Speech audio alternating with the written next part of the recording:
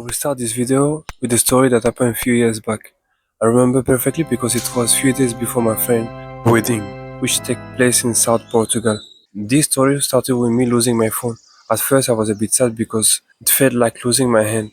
However, after realizing it wasn't the end of the world, I decided not to buy a new phone. For a few days, at least 5 days I think, I didn't buy a new phone.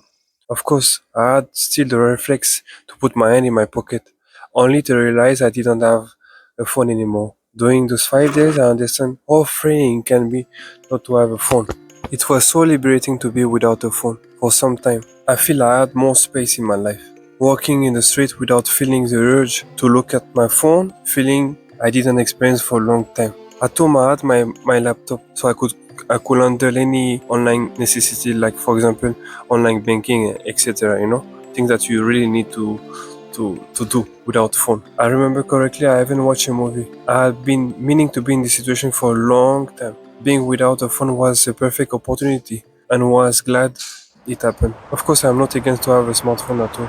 There is a great value to have one. A very good example is that I'm very bad with direction, and the GPS on my phone really helped me immensely to find my way in Barcelona or wherever I am, in which country I am. I read my Bible on my physical Bible, but also read my Bible on my phone, which I can sometimes look at roots, words, Hebrew and Greek, and write Revelation on the notepad on my phone. I try to use the mode Do Not Disturb on my phone when I read the Bible on my phone. I also track my expenses on my phone with a notepad and listen a sermon, podcast, especially when I cook or when I cook. I like to listen sermon, or when I walk alongside the beach, listening some sermon or some podcast.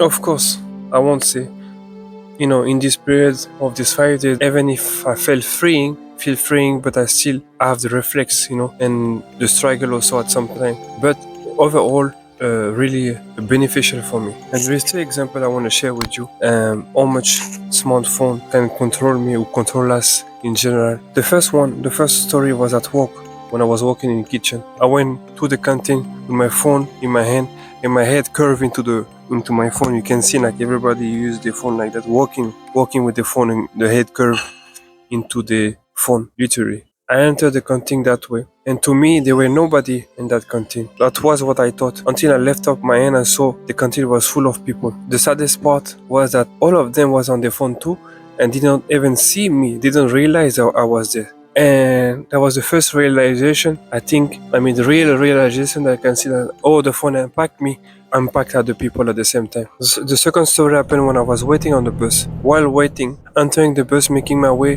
on the upper deck. By the way, the bus in Ireland have 2 levels. So I find myself almost falling down on the stair because I didn't let go of my phone. And this situation was another eye-opening for me that really shocked me, that I wanted to fail rather to leave my phone. It was like, just leave your phone and grab the handle on the corner so you don't fall on the floor. But no, I rather hold my phone and fail. So that story really impacted me too. Have you ever had those thoughts? For example, sometimes I was getting a little bit frustrated because I have no internet on my phone. I wanted to do some Google search on my phone, and I was a little bit frustrated. That never happened to you? Or thinking maybe I need to buy a power bank so I can have more battery. Or maybe, do I need really more battery, or is because I'm using my phone too much? I think we should use phone, not let phone use us. I will make more video on smartphone, but I'm curious to know if the way you use your phone affects you, or what benefits you can find in it.